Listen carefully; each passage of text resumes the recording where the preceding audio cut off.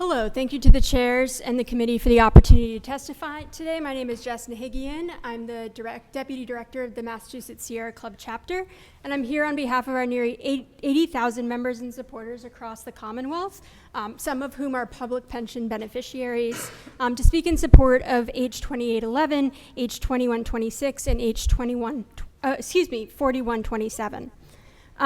Mitigating climate risks to PRIM is essential to upholding the fund's fiduciary duty, and you're going to hear more about that from some other speakers today, so I'm not going to belabor the point. And it is imperative to ensuring long-term retirement benefits for public pensioners for decades to come, which is why we urge you to favorably report H.2811, which requires assessing risks associated with fossil fuel investments and implementing measures to address them. We also urge the legislature to ensure that PRIM assesses the climate risk of all company activities to the rest of the economy, because climate change is a systemic and systematic risk. It is undiversifiable and it is unhedgeable. A 2024 study predicted that the global equity valuations could plunge 40 to 50% if historic emissions abatement trends continue. And losses at that level would not only impact public sector workers and their ability to retire with dignity, but it would also affect the broader public. Taxpayers could be forced to help fill gaps in benefit obligations and face increased inflation, higher insurance premiums, and pervasive economic uncertainty. And because of these systematic risks, we also support H.4126 and H.4127, which integrate a broader view of the climate risk that investments pose to the economy and consider long-term risks of pension investment decisions. We urge you to report these bills favorably. Thank you for your time today. Thank you. Any questions from the committee? Seeing none, we appreciate your testimony. Thank you. Next is a panel. Stewart from Third Act, Massachusetts, Tom Rawson, and Sue Stafford from Mothers Out Front. Oh, sorry. Another page. Anduin, DeVos, Warheads to Windmills, and Vicki, Elson, Warheads to Windmills. Good afternoon, thank you. Good afternoon, and on behalf of our panel, thank you to the chairs and committee members for the time to speak on H.2811, an act to mandate the review of climate risk in order to protect the public pension beneficiaries and taxpayers. My name is Anduin DeVos. I'm a 23-year-old from Warren, Massachusetts, and although I may not be a pension holder, I am a taxpayer, and I am someone who has a strong desire to grow old and retire safely.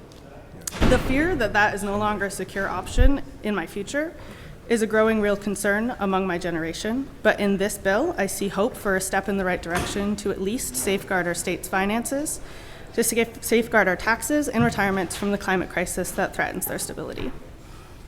David Suzuki recently said that it is too late to escape the horrific effects of global climate change, and our survival now will come down to if and how our local communities can band together to protect each other, and what steps we can take to adapt to these coming hardships and build resiliency and sustainability locally.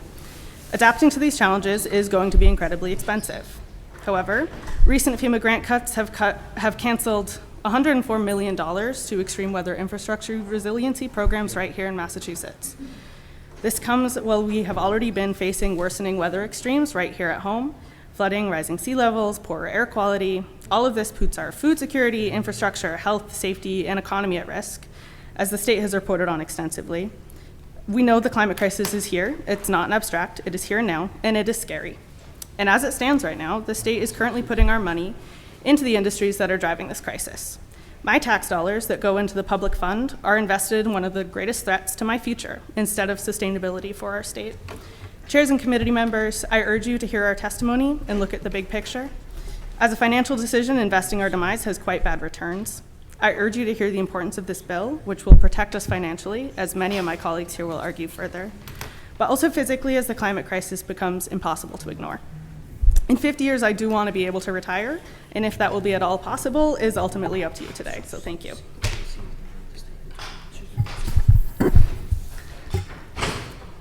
My name is Vicki Elson. I live in Northampton, and that is where, right at this very moment, elevated levels of ground levels ozone, which comes from burning fossil fuels, are making it hard for me to breathe. That's today's weather report. I'm also with the Warheads to Windmills Coalition. Bill H.2811 addresses the climate financial risk to our state's largest pension fund, its beneficiaries, the taxpayers, and current and future state government employees. The Pension Reserves Investment Management Board, PRIM, manages the Massachusetts Pension Fund of about $105 billion on behalf of more than 300,000 beneficiaries. These are primarily members of the Massachusetts Teachers and State Employees Retirement Systems. The National Association of Government Employees represents a significant portion of beneficiaries to the fund. H.2811 requires PRIM to analyze, disclose, and address climate risks in its pension funds. The bill has 6 primary provisions, and I get to tell you what they are. 1, it establishes a climate risk investment review committee to identify the climate risk investments in the pension fund. 2, it requires the committee to develop a plan to sell, redeem, or divest or withdraw from climate risk investments that pose financial risks and are not aligned with the Commonwealth's well-documented climate goals. Number 3, it requires PRIM to maintain a publicly available list updated quarterly of its climate risk investments.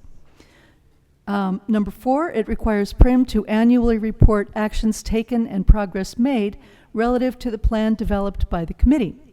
Number 5, it encourages asset managers engaged by PRIM to create fossil-free offerings. Number 6, it provides independent public pension boards access to all materials created by the Climate Risk Investment Review Committee. Welcome to what will probably be the coldest summer we ever have. Thank you. My name is Stewart, and on behalf of our colleague Tom Rawson, I will read his testimony with your permission. He doesn't have access to the internet today. My name is Tom Rawson, and I live in Cambridge. I'm a retired middle school science teacher and a member of the Massachusetts Teachers Association and Third Act Massachusetts. I'm a public pension beneficiary and a taxpayer. I understand the science and urgency of our climate crisis, as well as the financial risks it poses. What are these financial risks? As recent climate-related disasters make clear, financial risk due to climate change is affecting communities near and far. At a minimum, PRIM risks the stability and value of public retirement funds by continuing to hold fossil fuel investments faced with declining demand, stranded assets, and make polluters pay litigation nationwide. Insurance companies, banks, and manufacturing companies in which PRIM invests are also vulnerable to the financial costs of climate events. Other states' pension plans are taking steps to minimize these financial risks, and I'm going to cut this a little bit to make it short. Let's think about who bears these financial risks. Clearly, pension beneficiaries like me do, like Tom and me, but our pensions provide a defined benefit, and taxpayers are on the hook if the pension funds run short. So all taxpayers actually shoulder this risk. A new detailed analysis from the Sierra Club, which Nahigian just referred to, documents the systemic risk climate change poses to the entire financial system. The largest investors in that system are pension funds, and PRIM is the largest in Massachusetts. It has no business contributing to these major risks to pension beneficiaries, taxpayers, and the state's economy as a whole by continuing to hold climate risk investments. H.2811 is a key step to making sure it does not. And now, virtually, Sue Stafford would be next. Hello, can you hear me? Yep. Can you hear All me? set, yep. Okay, my name is Sue Stafford. I live in Cambridge. I'm a mother, a grandmother, a member of Mothers Out Front, and a taxpayer. I want to talk today about PRIM's Stewardship and Sustainability Committee. Established in February 2022, The very existence of this committee attests to PRIM's recognition that climate risk is financial risk. One of the committee's priorities is climate transition planning. PRIM says it will use primarily monitoring climate risk and engaging with portfolio companies, often through proxy voting, to implement this stewardship priority. PRIM has also committed to systematically assessing and reporting on its progress. Given all that, why is H.2811 necessary? There are three important reasons. First, the Sustainability Committee's engagement approach has produced no impactful results in 3+ years. Second, any progress that has been made has not been made available to the public. And third, as a result of the independent pension boards, such as Brockton, Acton, Draycott, do not benefit from the work of the committee. In contrast, H.2811 requires that PRIM identify its own climate risk investments, create a plan for how to deal with those investments, file publicly available reports annually, and maintain a website with its data, recommendations, and progress. All of this work will actually complement the engagement approach that PRIM currently takes. As taxpayers, we should all welcome this approach and its transparency, which meets the urgency of the climate crisis we are currently facing. I'll now turn this over to Sia again. Thank you. I'm going to cut my testimony short, but I'm Sia Stewart. I'm a taxpayer in Conway in Western Massachusetts, and I'm a member of Third Act Massachusetts and the Massachusetts Library Association. I'm a retired public library director, and you will see the rest of my testimony, except the very last bit, in my written testimony that I will submit. So I just want to jump to what this bill accomplishes, what you can accomplish with this bill. You can accomplish 3 welcomed outcomes for your constituents. PRIM will protect pension beneficiaries and taxpayers from financial risk related to climate change. Massachusetts moves closer with this bill to meeting its climate goals, and the public and independent pension boards receive crucial financial guidance through PRIM's transparency. Pension holders and taxpayers urgently need this to happen to avoid unnecessary financial risks, and we ask you to report this bill out favorably. Thank you so much. Thank you. Any questions from the committee? Seeing none, thank you. Melissa Lutdke, Third Act Mass, is virtual.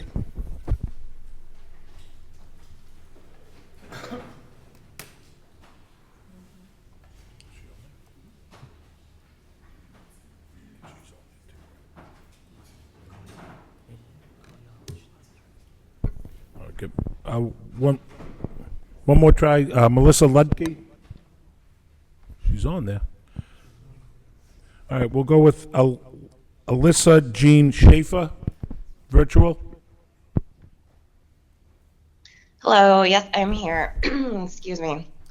Thank you, Chair. My name is Alissa Jean Schafer, and I'm with the Private Equity Stakeholder Project, and I'm here in support of 4 bills, which I will address very quickly: H.4126, H.2811, H.2904, and its companion S.1861. Our research shows that PRIM's private equity investments are generating about $3.1 billion in annual health costs for residents of Massachusetts through fossil fuel exposure.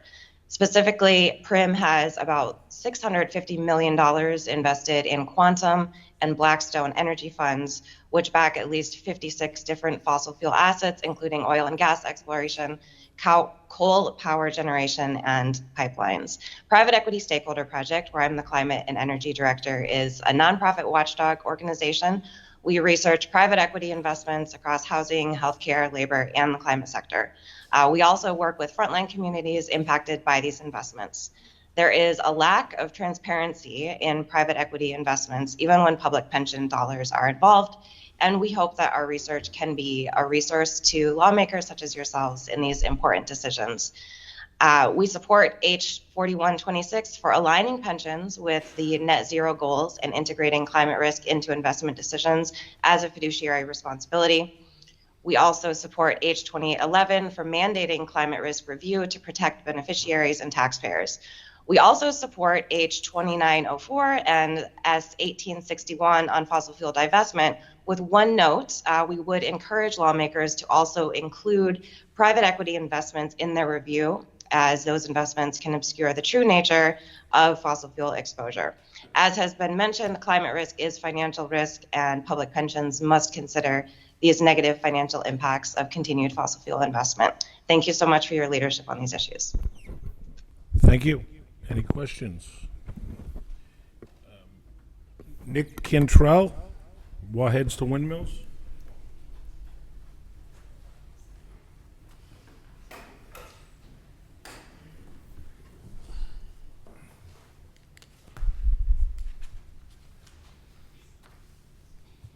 Good afternoon. My name is Nick Cantrell, and I'm a certified financial planner practitioner here with Warheads to Windmills. I'm also the owner of Green Future Wealth Management, investment firm in Worcester, Northampton. I'm a resident of Worcester.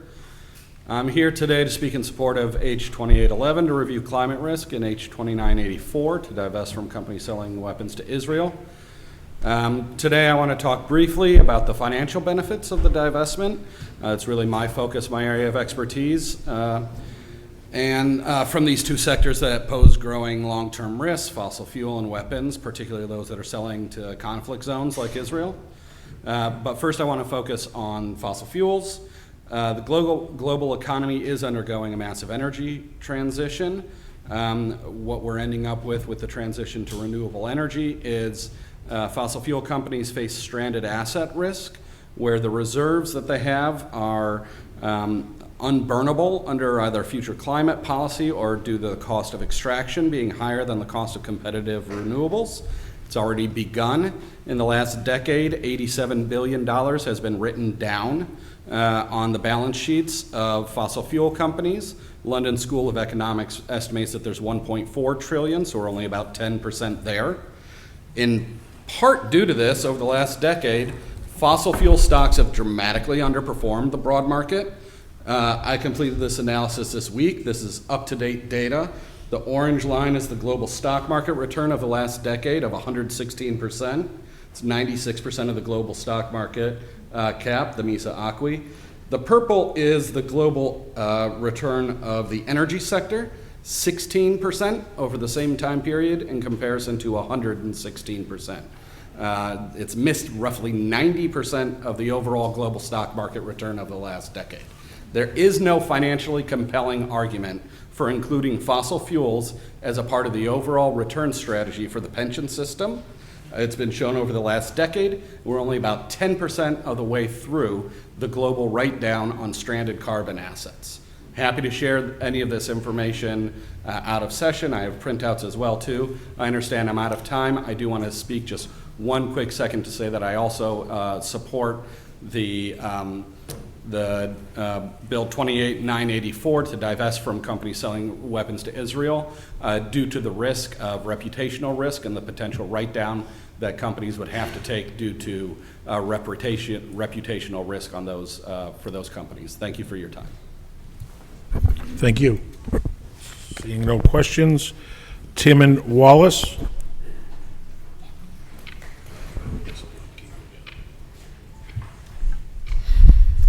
Thank you. My name is Timmon Wallis. I'm here representing the Massachusetts Warheads to Windmills Coalition. I'm from Northampton, but our coalition includes Massachusetts Peace Action, 350 Mass, Pax Christi Mass, Veterans for Peace, Smedley Butler Brigade, Climate Action Now of Western Massachusetts, and more than 20 other organizations across the state. And as a statewide coalition, we support divesting the state pension fund from companies that are profiting from the climate crisis and using their power and influence to keep the federal government from doing what needs to be done to protect us from this crisis. It is precisely because the federal government is not protecting us right now that we want to see action on this issue being taken at the state level. I know there have been bills in the state legislature to divest from fossil fuels since at least 2014, if not earlier. and I also know that it can take the legislature quite some time to pass these bills, but it is time. It's well time that Massachusetts puts its money where its mouth is and does the right thing here.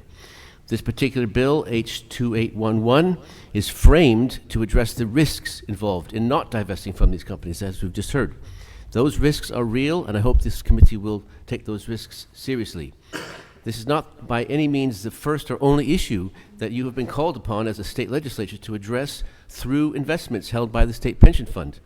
Chapter 32, Section 23 of Massachusetts General Law defines what the pension fund can and cannot invest in already, and that includes prohibitions on investments in tobacco companies. It includes prohibitions on companies doing business with apartheid South Africa, companies sending weapons to Northern Ireland. And these are issues that Massachusetts has led the country on, but this list clearly needs to be updated and to keep pace with the values of the people of this Commonwealth, the issues that we care most deeply about, and the policies that are already adopted by the state government. In the case of climate, for instance, state policy is already way ahead of pension policy on this issue, and that needs to be fixed as soon as possible. So thank you very much. Thank you. Seeing no questions, we're going to try Melissa Lutdke one more time. Virtual. Yes, thank you. Can You're you see welcome. me now? Yes. Yes. Okay, thank you so much. Good afternoon, Chairs Ryan and Brady, and other members who are there. I'm here as a Cambridge resident to speak in favor of H.2811. And I'm going to do this by telling you about my dad. Many of you remind me of him as I look at you today. He was a union official and a professor of finance for 50 years at UMass Amherst. And when I told my dad that I was starting my first full-time job as a Sports Illustrated reporter, I was 23 years old, he schooled me in the promise of smart, sure, steady investment. Start now, he said, don't wait. So when my first paycheck landed in my inbox, I walked to a bank and did as he said.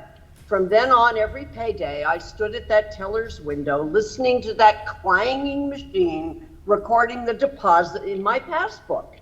That clanging sound of certainty and that inky scent of the new numbers on the page transformed my dad's advice into a lifetime habit. My dad's own public pension investment in Massachusetts carried him through his fatal diagnosis of a glioblastoma. And then it left my mom with the funds our family relied on for the expensive 24/7 in-home care that her incapacities required as she slid into Alzheimer's. My dad taught finance and he understood financial risk. So it is in his memory that I am sitting before you today as if he were still with us. He'd be here to tell you this. Our climate crisis poses enormous financial risks on families, communities, Massachusetts taxpayers, our state's coffers. We should not permit our pension fund, on which so many people like my family depended, to be rattled by the risks associated with burning fossil fuels. This bill tells us to examine those risks. Start now, my dad would say, don't wait. And it's long past time that we listened. Thank you. Thank you.